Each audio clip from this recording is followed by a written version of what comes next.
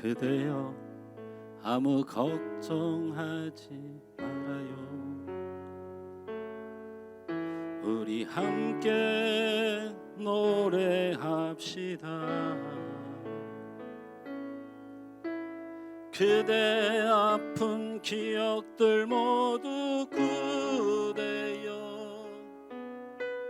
그대 가슴 깊이 묻어버리고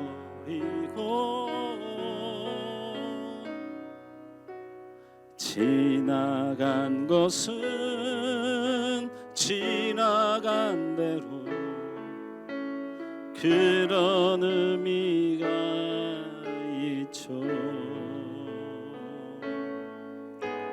떠난 이에게 노래하세요.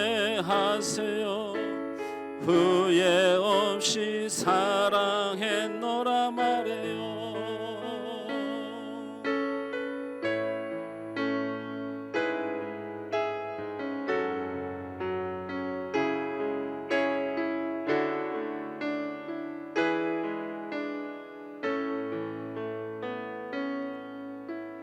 그대는 너무 힘든 일이 많았죠.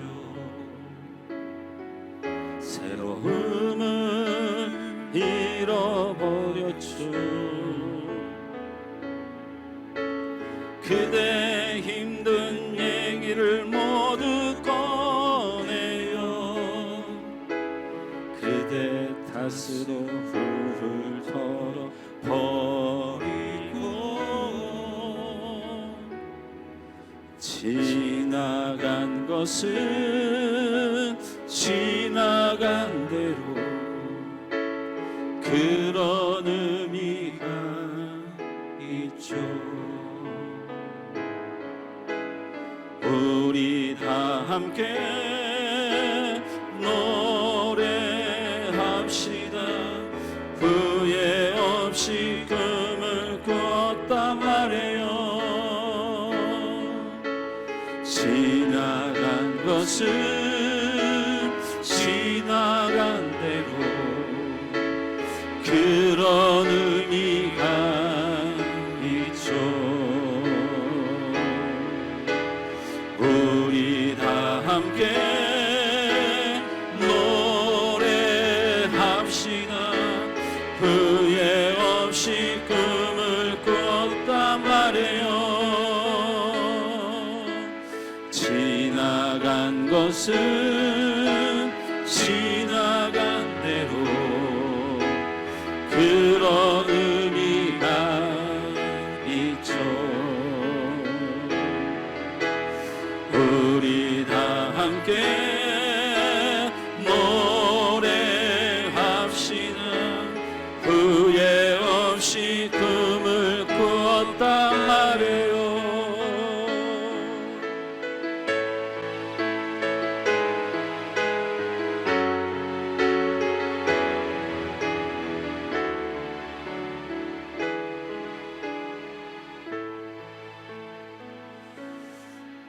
할렐루야. 이거를 예배 시간에 하려고 하니까 우리 사모가 가요를 한다고, 가요를 예배 시간에 하면 난리가 난다고. 그래. 그래서 이걸 부르고서 기도나 한번 하려고 한다고 하니까 우리 애경 집사가 큰일 난다고. 우리 방송실에서는 아이고 오늘도 지난주처럼 통편집하게 생겼네. 그렇게 얘기를 해. 참 재밌지요. 송황석 목사님의 세대인교회의 그 예배를 보면 가요가 최소한 두세 곡은 혼자 부릅니다. 들어보셨어요? 저는 굉장히 수준 있는 가요를 부르는 건데 그분이 이제 부르는 가요는 주로 꽃피는 짜자잔짠 하고 성도들이 박자 맞추죠. 그러면서 눈물까지 막 흘려요 성도들이. 이제 그건 괜찮은 거죠. 유명한 분이고 큰 교회고, 그죠? 근데 이제 김 목사가 하면 시험에 드는 거죠. 근데 뭐 저만 그럽니까? 우리 오정희 목사님 팝송을 굉장히 자주 하시는 편이죠. 사랑의 오정희 목사님. 외국 노래입니다. 외국 가요고 대중가요예요. 걱정 말아요 그대라는 노래를 한번 이렇게 불러봤습니다. 이 노래는 많은 사람들에게 감동을 줄 뿐만 아니고 위로와 힘을 주는 노래입니다. 어떻게 보면 신앙생활하는 우리는 복음성이라는 노래를 가지고 위로와 힘을 얻습니다. 그죠? 엄밀히 말하면 우리나라에서 우리가 부르는 복음성보다도 더 많은 사람에게 위로와 힘을 주는 노래가 이 노래라고 생각합니다. 찬양을 하는 우리가 반성을 좀 많이 해야 되겠죠. 반성을 많이 해야 되지 않습니까? 우리가 부르는 찬송가와 복음송가가 얼마나 우리 안에 거부가 되고 우리가 열심히 안 했으면 일반 세상의 음악이 사람들 훨씬 더 많은 위로를 준다는 거 반성해야죠. 그런 면에서 미국이란 나라가 참 존경할 만한 나라인 것이 거기는 복음성과 대중가를 구별하지 않고 사람들이 많이 부르고 좋아하면 그것을 1위로 인정해 주는 거죠. 그래서 분명히 가스펠인데 분명히 복음성이라고 여러분이 말하는 찬양인데 2, 3등을 하는 곡이 막 나타나는 거죠. 어쨌든 이 노래는 가수 전인권 씨가 들국화라는 그룹을 하는 이 리더 싱어입니다. 근데 드러머인 주찬권 씨라는 사람이 갑자기 심장마비로 죽음을 맞이하게 됩니다. 그래서 그곳에서 부른 노래예요. 그곳에서 만들어진 노래예요. 젊은 나이에 원인도 알 수 없이 갑작스럽게 죽은 친구에 대한 슬픔과 아픔을 가지고 노래하는 것이에요. 젊은 나이에 죽음의 부당함에 대하여, 가장 친한 친구를 잃는 내 삶의 부당함에 대하여, 갑작스러운 죽음이 믿기지 않는 현실을 슬픔에 담아서 부른 노래입니다. 그래서 여러분 가사를 보면 그런 내용이 있는 거예요. 떠난 이에게 노래하세요. 이 누굽니까? 주창권 씨를 얘기하는 거죠. 그런데 이것이 많은 사람들에게 위로와 힘이 되는 노래일 줄은 몰랐다고 인터뷰를 합니다. 그냥 저는 부당하고 억울하고 속상하고 왜 내게 이런 일이 일어나고 왜 내가 가장 친한 친구가 준비도 할 틈이 없이 인터넷에 검색해보면 이 주창권 씨의 사망 원인은 아직도 밝혀지지 않았어요. 갑작스럽게 심장이 멎었다. 그래서 심장마비라고 밖에 결론을 못 내리는 사망 원인이죠. 참 세상에는 부당하고 아픈 현실이 많습니다. 지금도 인도에는 카스트라고 하는 부르는 계급 제도가 있죠. 제1계급은 바라문이라는 계급입니다. 이게 사제의 계급입니다. 여기서 사제라고 말하는 것은 지금 이렇게 기독교나 이 천주교나 이런 사제가 아닙니다. 여기에 인도의 핵심 종교는 힌두교입니다. 힌두교. 여기 사제계급이 있어요. 이게 1계급입니다. 제2계급은 왕족입니다. 무사계급이죠. 제3계급은 농민, 상인, 일반 서민들이 제3계급입니다. 제4계급이 있습니다. 이거는 노예계급입니다. 노예계급. 그런데 이 카스트 제도 안에 카스트 계급에 들지 못하는 사람들이 있습니다. 하리잔이라는 계층입니다. 하리잔. 다른 말로는 달리트라고도 부르는 사람들입니다. 이 사람들을 불가촉천민이라 이렇게 부릅니다. 이 불가촉천민이란 말은 한자죠. 접촉해서는 안 되는 천한 사람들이란 뜻입니다. 그러니까 1계급 사제, 2계급 무사계급, 3계급 농민, 상인, 일반, 그 다음에 4계급이 노예인데 이 카스트 제도에도 들어가지 못하는 불가촉천민, 접촉해서는 안 되는 천민이 있다는 것입니다. 근데 이 사람들이 어떻게 하고 사는지가 더 놀랍죠. 그 사람들은 목에 끈에다가 항아리를 하나 메고 다닙니다. 이 항아리를 이 목에다 왜 메고 다닐까요? 이 불가촉 천민인 이 달리트라고 하는 이 사람들, 그들은 이 땅에다가 침을 뱉을 자격도 없습니다. 그래서 침을 뱉을 수밖에 없는 상황이 있죠. 먼지가 많고 입에 벌레가 들어가고 그래도 사람이 다니는 길에 사람이 아닌 것들이 침을 뱉어서는 안 됩니다. 그래서 항아리를 이렇게 메고 다닙니다. 그래서 인도에 보이지는 않아요. 볼 수가 없습니다. 일반인들이 그런 사람을 찾아볼 수가 없습니다. 왜냐하면 사람에게 보이면 안 되는 사람들이니까. 그래서 이렇게 항아리를 메고 다닙니다. 그래서 침을 이 항아리에 뱉습니다. 만약에 이 달리트라고 부르는 이 천민인 신분을 가지고 항아리를 메고 다니자면 그 자리에서 돌로 쳐서 죽입니다. 자, 그리고 그들은 항상 빗자루를 들고 다닙니다. 왜 빗자루를 들고 다닙니까? 한 발 걷고 자기 발자국을 지워야 됩니다. 한 발 걷고 자기 발자국을 지워야 되는 지금 현재의 삶입니다. 그들이. 이와 같이 비슷한 시대가 있었습니다. 그것이 바로 베드로가 살던 시대입니다. 베드로전서는 당시 소아시아에 흩어진 성도들에게 보낸 서신으로 성도들 중에서 로마 지배하는 자유인도 있지만 많은 사람들이 바로 이 달리트와 같은 삶을 사는 사람들이 있었습니다. 그러니까 베드로가 살던 시대에 소아시아에 흩어진 사람들 중에 성도라고 하는 예수를 믿는 사람 중에 신분 중에 자유인도 있었지만 바로 이 인도의 이 불가촉 천민과 같은 달리트와 같은 대우를 받으면서 살아가는 성도들이 있었다는 것입니다. 고대 사회에서 전쟁 포로를 노예로 삼는 것은 예사로운 일이었습니다. 노예를 보호하는 법도 없고 도주하다 잡힌 노예는 낙인에 찍히거나 죽임을 당하게 됐으며 이 노예 처분은 그 생명 완전히 주인의 손에 달려 있었습니다. 그들이 받는 벌은 노역, 채찍질, 낙인, 때로는 관절을 벌삼아 부스러뜨립니다. 그리고 십자가형을 지우고 매우 무자비했고, 여러분이 잘 알고 있는 대로 경기장에서는 이 바로 노예들을 야생의 동물의 먹이로 던져줘서 얼마 만에 사자에 뜯겨주는지를 실험하고 즐기는 그런 모임도 존재했던 것이 베드로 시대의 노예들이었고, 그 노예들이 베드로나 사도들이 세운 교회의 성도들이었다는 것입니다. 때로는 기름에 젖은 망토를 씌워서 산채로 불을 태우기도 했습니다.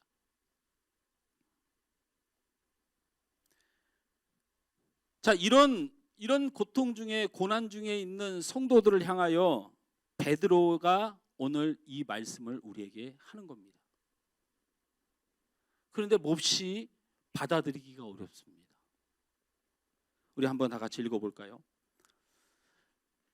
베드로전서 2장 18절에 사완드라라고 시작합니다. 이 사완드라란 말은 이 개역개정에서 수정한 것입니다. 원래는 종드라라고 기록되어 있죠.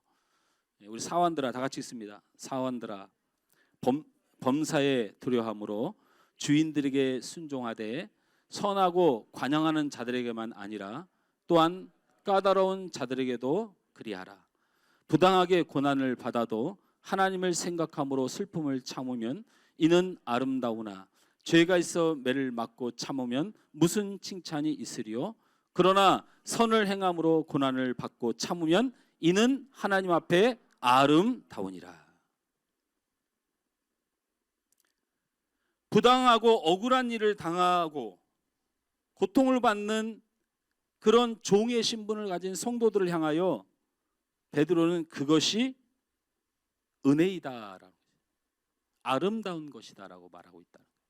이 아름다운 원문의 번역은 은혜라는 뜻입니다. 여러분의 성경에도 이 아름다움에는 각주를 달아서 그것이 은혜라는 뜻과 같은 뜻이라고 원어를 해석해 놨습니다. 이해가 되지 않습니다. 뼈를 부러뜨리고 기름에 천을 묻혀서 몸에 들러 씌워서 불을 태우는 그런 대우를 받는 신분을 가지고 교회를 다니는데, 교회에서 베드로 목사가 얼마나 삶이 힘드냐고, 얼마나 고통스럽냐고, 나는 네 편이라고, 네 고통을 안다고 그렇게 말을 해도 위로를 받을까 말까 한데 뭐라고 합니까? 은혜이다라는 거예요. 네 그런 삶이 은혜이다라는. 뭔가 코드가 맞지 않습니다. 코드가 맞지 않아요. 은혜가 그런 것입니까? 은혜는 기쁨입니다. 은혜는 감사입니다. 은혜는 넘치는 것입니다. 하나님이 주신 축복이라는 의미입니다. 기름에 뒤집어 써서 화형을 당하고 관절에 꺾임을 당하고 이런 것이 하나님 주신 우리의 은혜입니까? 이것이 우리에게 이루어진 감사입니까? 이런 것을 당하면 우리가 기쁩니까? 그러니까 이 베드로의 설교가 코드가 안 맞아요. 너무 힘들어요.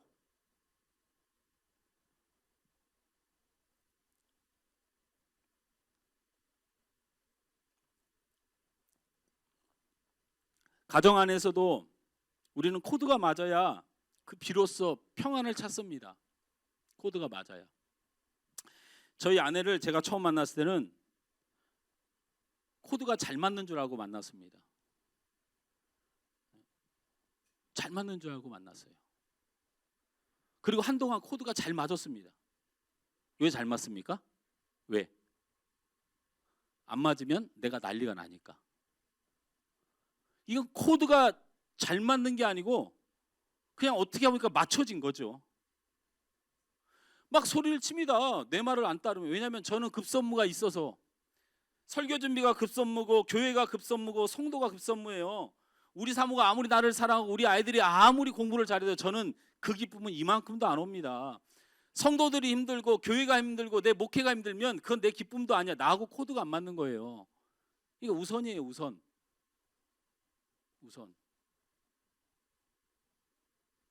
어제 우리 사모가 깜빡 잊고 식빵을 안 사다 놨습니다. 식빵을. 제가 그 간헐적 다이어트를 하잖아요. 근데 주일날은 아무것도 안 먹고 강대상에 있으면 힘이 없습니다. 힘이. 그래서 내가 다른 한 주간 동안에 아침을 안 먹는데 내가 주일날만큼은 꼭 빵을 먹습니다. 근데 우리 사모가 빵을 안 사다 놓은 거예요. 제가 화를 내야 됩니까? 말아야 됩니까? 예? 제가 어떻게 생각해요? 제가 화를 냈을까요? 안 냈을까요? 예? 우리 전사님은 그래서 목회를 잘할 거야. 여러분의 예상과 달리 제가 화를 냈습니다. 뭐 하느냐고 막 뭐라고 했죠. 그러면 여러분들은 그렇게 생각할 거예요. 먹고 싶으면 네가 사놓든지. 그게 정답이겠지. 먹고 싶으면 네가 사든지. 이게 당연한 건데 제가 그렇게 안 살았다니까요. 그냥 막 퍼붓는 거예요. 왜 그랬냐? 왜 그랬냐? 내가 해야 되는데 왜 그랬냐? 마치 이런 거죠. 돈을 버는 사장이 내가 이 집에 먹고 살게 하는데 넌 잔소리가 많냐? 이런 식으로 내가 목회하면서 하는 게 목적이지 네가 왜 그렇게 말이 많냐? 우리 사모한테 막 그렇게 제가 퍼불면서 여태까지 살아왔다는 거예요. 근데 우리 사모는 그러면 나한테 막 덤비고 자기 주장을 하면서 자기가 저기 목사 사모하기 전에 여자고 뭐 아내고 너는 뭐 손이 없냐 발이 없냐 이렇게 덤벼댔어야 되는데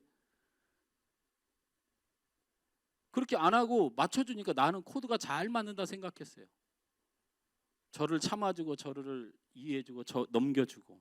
예, 그래서 코드가 잘 맞는다고 생각했죠. 근데 어느 날 세월이 지나다 보니까 우리 아이들이 크고 이러다 보니까 우리 아이들 눈빛과 표현에서 그 분노가 느껴져요. 엄마가 항상 당했던 그 분노가 이제는 저 아이들의 눈과 얼굴 표정에서 느끼게 돼요. 내가 여기서 좀 지나면 분명히 우리 식구는 분명히 이 가정의 평화의 주범으로 아빠를 주목하겠구나. 그동안 내 주장은 엄마가 잘못했고 아이들이 잘못했고 이렇게 해서 윽박지르는 거였는데 이게 나이가 먹으면서 이게 바뀔 수 있겠다는 위기감이 들더라고요. 그래서 제가 요즘 머리를 쓰고 있잖아요. 그래서 저는 대신에 뭐라고 안 하고 참으려고 하고 그리고 이해하려고 노력을 나름대로 합니다. 근데 뭐가 문제냐? 우리 사모가 나한테 한타 윽박지르고 내가 야단만 치다 보니까 소통하는 법을 잃어버렸어요. 여러분, 이게 슬픔이에요. 우리 사모가 원래는 나를 만나기 전에는 자기 표현, 자기 마음, 그리고 자기가 살아가는 법을 나름대로 자부심을 가지고 귀하게 자라온 사람이거든요. 근데 나를 만나서 나에 눌리고 내 고함에 눌리고 내 논리에 눌리고 내 주장에 눌리다 보니까 자기를 잃어버려서 내가 이제 표현하라고 열어줬더니 어떻게 해야 될지를 몰라요.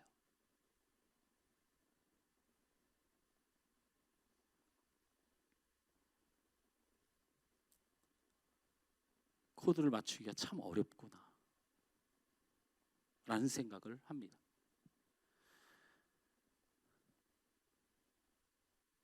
사람의 코드만이 아니죠. 물질의 코드도 많은 고통이 있습니다. 나름대로 만족하려고 애를 씁니다. 이렇게 오래 살았는데 뭐 어쩌겠어 라는 생각도 할 수 있고요. 내 운명인 걸 어쩌겠어 라는 이야기도 할 수 있고요. 또 그런 걸 다 떠나서 내 자녀 때문에라도 참고 살 수도 있어요.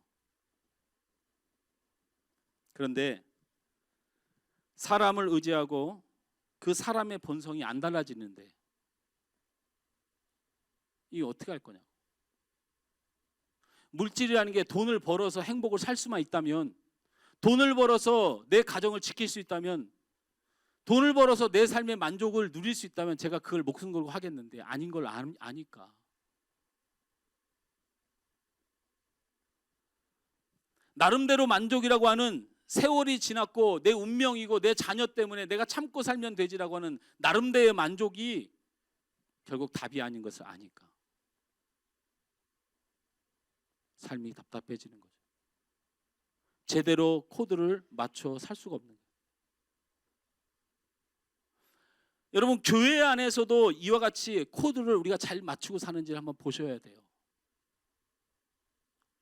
사람에게 코드를 맞추는 게 그렇게 고통스럽습니다. 목사가 목회를 하기 싫은 이유는 딱 하나, 예수님 때문이 아니에요. 내가 왜 이러고 살아야 되지라는 생각이. 내가 저 인간한테 뭐가 아쉬워서 이래야 되지? 이런 생각이 올라와. 육적인 생각이 막 올라와. 여러분도 마찬가지잖아요. 여러분도 성도들 간에 어떤 갈등이 있으면 여러분이 왜 도대체 이 교회에 있어야 되나? 내가 이렇게 힘들면서 왜 있어야 되나? 내가 목사님이 싫은데 왜 있어야 되나? 이런 고민 안 하세요? 코드가 사람에게 맞춰져 있으면 계속 그것 때문에 힘든 거예요, 사실은. 그리고 코드가 물질과 건물에 맞춰 있으면 다른 교회는 죽어도 못 가요. 내 코드가, 내 신앙 코드가, 내 교회에 다니는 이유의 코드가 교회의 시스템이나 이 조건에 맞춰 있으면 다른 데 못 간다고요. 못 가죠. 어떻게 갑니까? 내가 신앙생활의 코드가 건물인데, 이런 건 교회 같지도 않은데, 내 신앙생활의 코드가 환경이에요. 환경.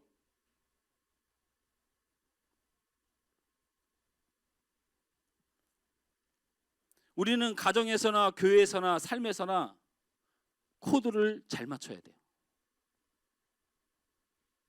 따라서 합니다. 신앙의 코드를 맞춰야 합니다. 신앙의 코드를 맞춰야 합니다.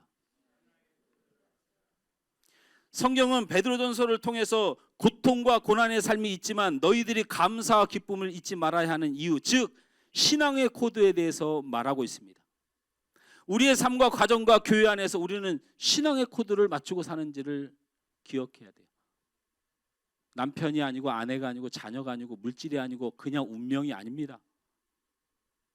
내 가정 안에서 예수님을 바라보는 이 코드를 맞추면 여러분, 절대로 아내가 저주가 아닙니다. 남편이 지긋지긋하지 않습니다. 아닙니다. 왜냐하면 예수님이 일하시기 때문에 그렇습니다. 저는 그걸 믿습니다. 그걸 믿는 사람이 기독교의 신앙입니다. 예수님이 그냥 아무것도 아닌 것이 아니고 나와 아내 사이에 갈라진 많은 상처와 아픔들을 치료하시는 분이 예수님이에요. 그냥 예수 믿으니까 참아서 인간관계가 좋아지는 것이 아니고 예수님께서 우리를 자유롭게 하시고 평화롭게 하시고 기적을 일으키시는 실존이십니다. 할렐루야. 내 자녀가 내가 참아주고 내가 인격적으로 잘 대해주고 내가 인정해주고 그러면 그 아이가 인격적으로 잘 자라나서 훌륭한 사람이 되는 게 아닙니다. 내가 무엇을 할 수 있는 게 아닙니다. 망나니같이 사는 자녀도, 성격 바탕 같은 자녀도, 별 희한한 자녀도, 많은 상처를 가진 자녀도 예수님이 그 가정 안에서 예수님을 믿는 믿음 안에 살아갈 때 그 자녀를 귀하게 하나님 보호하시는 겁니다. 실존하신 예수님. 교회에서도 마찬가지입니다. 제가 여러분에게 만족을 줄 수 있거나 여러분이 저에게 만족을 줄 수 있거나 우리가 우리의 힘을 똘똘 뭉쳤을 때, 우리가 너무 서로 좋아할 때, 우리가 너무 기뻐할 때 교회가 잘 되는 것이 아닙니다. 교회가 물질이 풍족하고 일꾼들이 풍족하고 사람들이 가득하다고 그 교회가 바른 교회가 되는 것이 아닙니다. 사람에게 기대하고 물질에 기대하고 환경에 기대하고 사람을 세우려고 애를 쓰고 물질을 모으려고 애를 쓰고 환경을 만들려고 애를 쓰는 것보다 먼저 돼야 되는 것은 바로 이 교회의 주인이신 예수 그리스도를 온 성도들이 바라보는 것입니다. 할렐루야.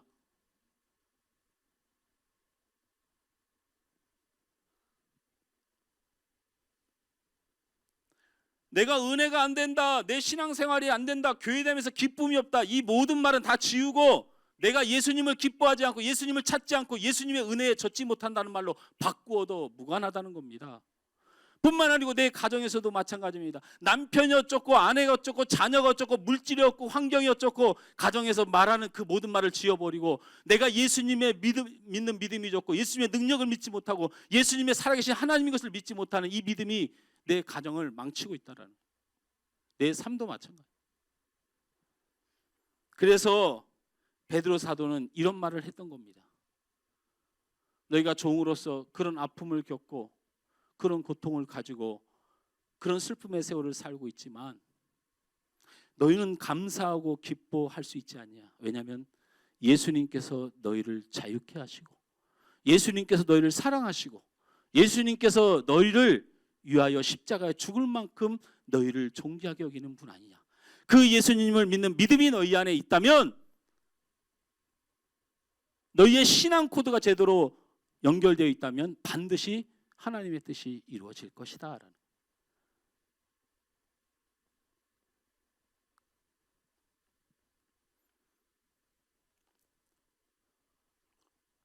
그런 마음으로 19절을 다시 한번 읽습니다. 19절을 시작.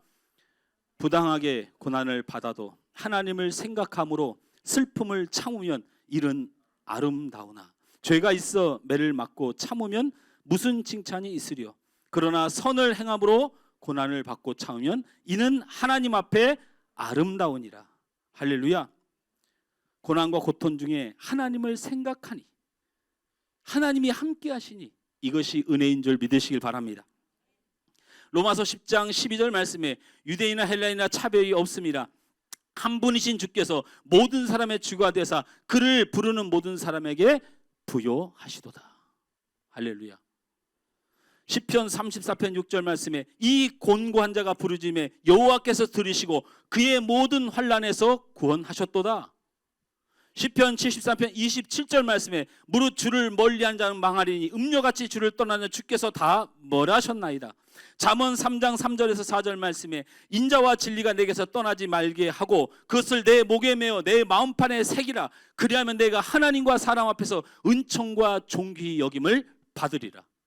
할렐루야. 너무 많아서 네가 환난과 고난과 어려움과 슬픔과 아픔과 많은 상처들을 가지고 살아가지만 그것으로 인하여 네가 하나님과 가까이 되고 하나님을 생각하고 하나님의 사랑을 믿고 예수 십자가를 믿고 네가 주님께 나오면 너는 구원을 받고 건짐을 받고 은총과 존귀함을 얻으리라 약속하신 이 말씀 때문에 베드로 사도는 그렇게 고통 중에 있는 종의 신분을 가진 성도들에게 너희들이 반드시 은혜가 이루어질 것이다. 그러므로 우리 신앙의 코드를 어디에 맞춰야 되느냐? 고난과 고통 중에 하나님을 생각하고 하나님을 찾는 은혜가 우리에게 있음을, 이 은혜가 있음을 기억하고 맞춰야 합니다. 베드로가 신앙생활했던 초대교회에 종들의 신분을 가진 세상에서 주인에 의해서 생명이 왔다 갔다 하는 사람들이, 종들이 교회로 들어왔을 때 그들이 장로가 되고 목사가 되고 교사가 되었던 놀라운 역사가 일어났던 것, 그 시대는 있을 수 없던 일들이 교회라는 공동체로 들어왔을 때, 예수 앞에 섰을 때 그들이 존귀의 영광을 받았던 것, 이것이 교회입니다.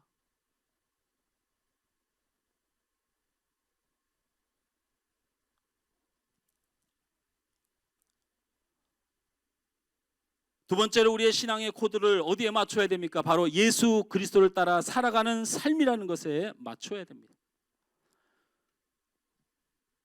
22절부터 25절 말씀을 다 같이 읽습니다. 22절부터 25절 말씀 시작.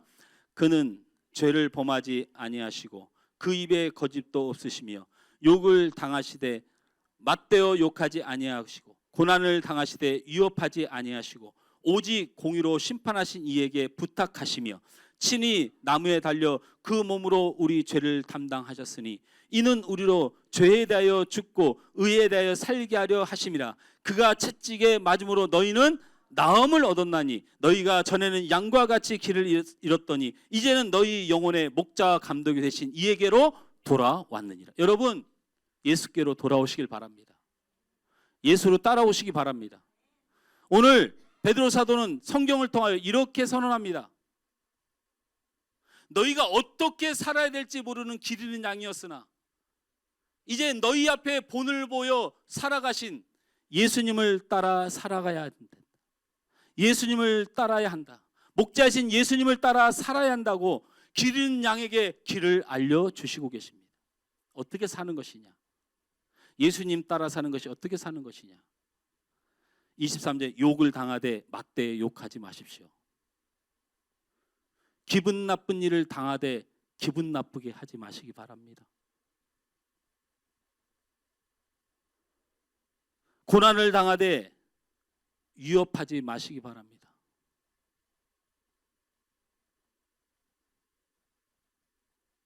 그리고 예수님은 오직 공의로 심판하신 하나님께 부탁했다 했습니다.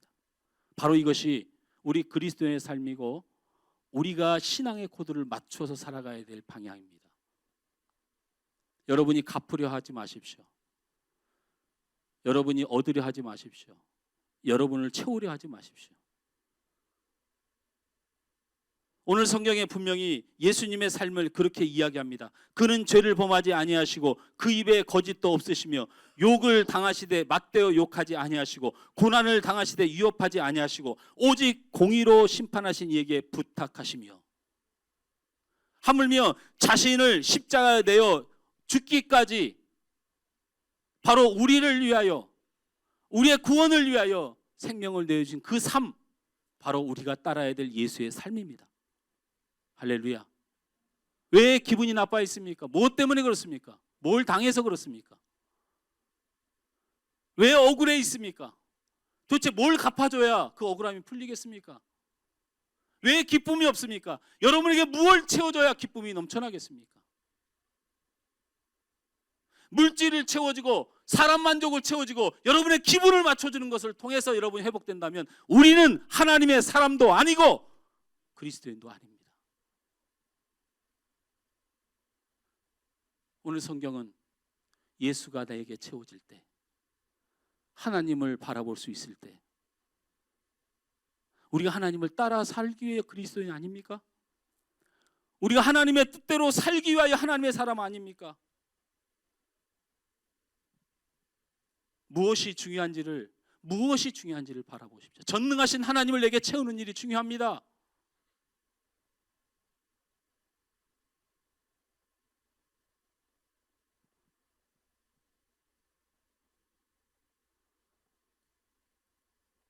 제가 어떤 성도와 관계를 성공하려면 스타일이 잘 맞아야 되거나 서로 환경이 잘 맞아야 되거나 서로 마인드가 잘 맞아야 된다고 저는 생각하지 않습니다. 내 안에 하나님을 채우지 못하면 다 실패합니다. 내 안에 예수를 채우지 않으면 다 실패합니다. 내가 하나님 뜻에 순종하지 않은 하나님의 사람이 아니면 아무 의미가 없습니다. 내가 그리스도를 따르는 그리스도의 삶이 아니면 아무 의미가 없습니다. 오늘 설교하는 이 시간에도 나는 많은 사람들에게 상처를 주고 많은 사람들을 아프게 하는 존재일 뿐이지 무엇이 중요한지를 알아야 됩니다. 여러분 5월달입니까? 모스크바 공항에서 있었던 러시아 국영 아에로플로트라고 하는 항공사의 비행기가 이륙을 했다가 엔진에 결합이 생겨가지고 회항을 합니다. 돌아와요. 안내방송을 합니다. 엔진에 이상이 생기는데 뜨고 왔는데 아무 문제 없습니다. 그러니 그러나 장거리 갈 때 위험이 생길까봐 다시 회항해서 착륙합니다. 이렇게 방송을 하고 착륙을 합니다. 착륙을 하는데 기체가 흔들흔들해요. 별 이상은 없었어요. 그런데 착륙을 완전히 거의 다 이룬 시점에 뒷부분에서 불꽃이 튑니다. 아무 일도 안 해요. 엔진이 다 멈췄고 불이 좀 난 거예요. 뒤에 앞에서 구조대가 오고 이게 내려 사람들이 막 내립니다. 근데 어이없는 일이 벌어졌어요. 무슨 일이? 사망이 41명에 37명이 살아납니다. 이 일로 이 러시아 자체가 멘붕에 빠지죠. 이 내용을 아는 사람들은 더 멘붕이 왔어요. 무엇 때문에? 그냥 다 살 수 있는 겁니다. 아무 문제가 없어요. 폭발한 적도 없어요. 그냥 내리기만 하면 되는 거예요. 사는 게 중요해요. 그런데 왜 41명이 죽고 그 중에서 40명은 승객이고 1명은 승무원인데 승무원이 그 사람들에게 무엇을 하다가 죽었어요? 뭐 때문인지 아세요? 뉴스에서 나와서 너무 잘 아는 내용이죠. 앞에 탄 사람들이 자기 짐 가져가겠다고.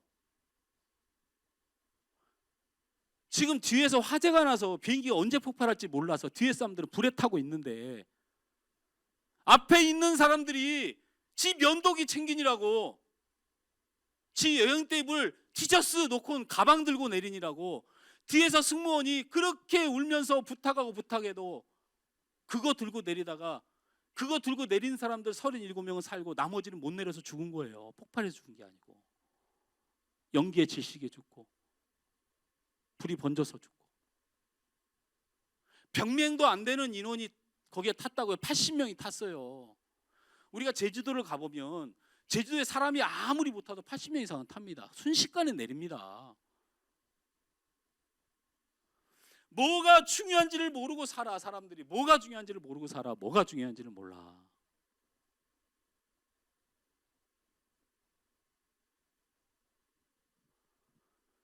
예수님을 여러분 마음에 품읍시다.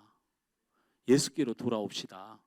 돌아오셔야 됩니다. 그게 가장 중요합니다. 그분이 살리시고 그분이 인도하시고 그분이 내 삶을 해결하셔요. 무엇이 중요한지를 잃어버려서 죽습니다. 오늘 성경에 분명히 성경은 우리에게 말한 너희가 전에는 양과 같이 길을 잃었더니, 우리는 길 잃은 양처럼 사는 삶이었다는 거예요. 똑똑한 것처럼 인간관계 잘하는 것처럼 대단히 내 방식대로 살아가지만 우리는 길을 잃어버린 양이었다라는 것입니다.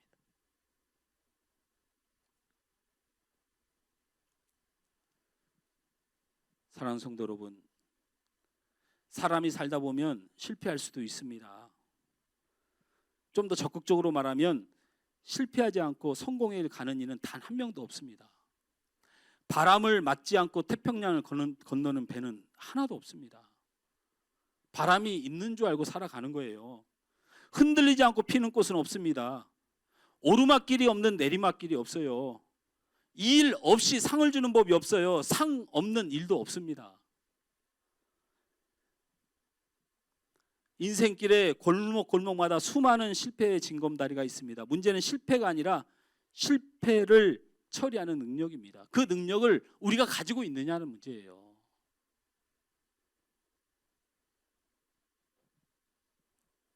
내가 앞으로 가도 그가 계시지 않고, 뒤로 가도 보이지 않고, 왼편으로 가도 만날 수 없고, 오른편으로 가도 만날 수 없어. 이 고백을 누가 한 겁니까? 누가 한 거예요? 욥이 한 거예요. 욥이 하도 삶의 어려움과 시련을 겪으니까 앞에도 하나님이 안 계시고 뒤에도 하나님이 안 계시고 왼쪽에도 하나님이 안 계시고 오른쪽에도 하나님이 안 계시고 하나님 어디 계신 거예요? 라고 하면서 마지막으로 그렇게 기도하며 울면서 뭐라고 얘기합니까? 나의 가는 길을 오직 그가 아시나니 그가 나를 단련하신 후에 내가 정금같이 나오리라. 환난과 아픔과 눈물의 세월을 지냈던 욥의 마음속에 다른 건 다 잊어버렸습니다. 사람도 떠났습니다. 물질도 떠났습니다. 환경도 떠났습니다. 그러나 그 하나님만이 내 인생의 해결자인 걸 믿고 그는 그렇게 기도하는 겁니다. 그가 나와 함께 하시면 내가 정금같이 나오리라. 할렐루야. 살다 보면 병에 걸릴 수도 있습니다. 병 걸리지 않고 세상을 사는 사람은 단 한 사람도 없습니다. 예수님은 우리의 질병을 치료하십니다. 이는 선지자로 이사로로 말씀하여 우리 연약한 것을 친히 담당하시고 병을 짊어지셨도다 함과 같으니라. 이사야서는 예수님의 등장을, 우리의 병을 치료하는 주님의 능력을 선언하고 있습니다. 예수님은 우리의 가난을 또 담당할 수 있는 분입니다. 고린도후서 8장 9절 말씀에 우리 주 예수 그리스도의 은혜를 너희가 알거니와 부여하신 자로 너희를 위하여 가난하게 되심은 그의 가난함을 인하여 너희로 부욕해 하려 함이라. 할렐루야. 다 주신다는 겁니다. 독생자 예수 그리스도를 우리에게 주심같이 여러분에게 다 주신다는 것입니다. 다 주십니다. 답답하게 사람 바라보고 있지 마세요. 우리 주님이 다 주실 거예요. 답답하게 자녀를 평가하고 있지 마세요. 우리 하나님이 그 자녀를 붙들어 주실 거예요. 물질 때문에 가슴이 썩고 질병 때문에 마음에 두려움이 올 때, 그리고 가정의 환경 때문에 어려움이 올 때, 여러분 그 환경에 넘어지지 말고 예수의 말씀 붙들고 예수의 행동처럼 하고 그 예수를 내 안에 모시길 바랍니다. 마지막으로 이 이야기 하나 들려드리려고 합니다. 이것은 미국에서 실제 일어났던 이야기입니다. 20세기 초쯤에 미국 서부의 작은 도시에서 일어났던 이야기입니다. 어느 날 10살 정도인 남자아이가 1달러를 손에 꼭 쥐고 거리에 있는 모든 가게를 들어갑니다. 가게에 들어가서 이 1달러를 손에 쥔 이 꼬마가 이렇게 얘기합니다. 안녕하세요. 혹시 하나님 파시나요?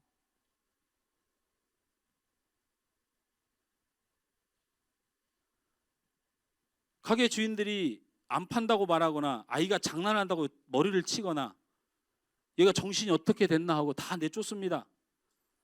근데 이 아이가 끝까지 포기하지 않습니다. 그 마을에 있는 69번째 가게에 들어갑니다. 69번을 그러고 돌아다니는 거예요. 그리고서 그 69번째 들어간 가게에서 이렇게 말합니다. 안녕하세요. 혹시 하나님 파시나요? 가게 주인은 60이 넘은 머리가 하얀 노인이었습니다. 그는 미소를 지면서 아이에게 물어봤습니다. 얘야, 하나님을 사선 무엇 하려고 그러니? 라고 묻습니다. 처음으로 그 아이에게 제대로 뭔가를 물어봐주는 주인을 만난 겁니다. 그래서 이 아이는 감격해서 눈물을 흘렸고 자신의 사연을 노인에게 털어놨습니다. 이 아이의 부모는 오래전 세상을 떠났다고 했습니다. 그리고 지금은 자신을 삼촌이 돌봐주고 있는데 얼마 전에 삼촌마저도 건설 현장에서 떨어져서 사고를 당해서 지금 혼수 상태에 빠졌다고 말했습니다. 그런데 삼촌을 치료하던 의사가 아이에게 이렇게 말하더라는 겁니다. 삼촌을 구해줄 수 있는 건 하나님밖에 없어. 아이는 이 말을 듣고 하나님이라는 것이 정말 신기한 물건이라고 생각을 했다는 것입니다.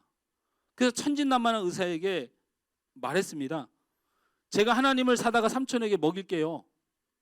그러면 꼭 나을 거예요.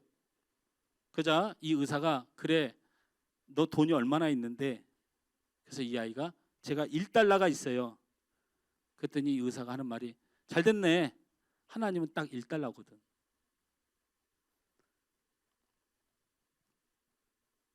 이 말을 듣고 이 아이가 1달러를 들고 온 가게를 찾아다니면서 하나님을 1달러에 살려고 했던 거예요.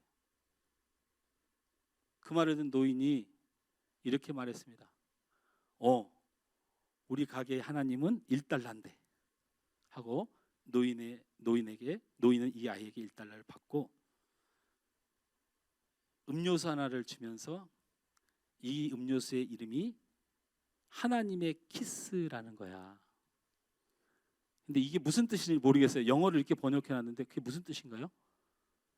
아마 이런 거, 이 음료수의 이름이 하나님이 너를 사랑한다 이런 표현 같아요.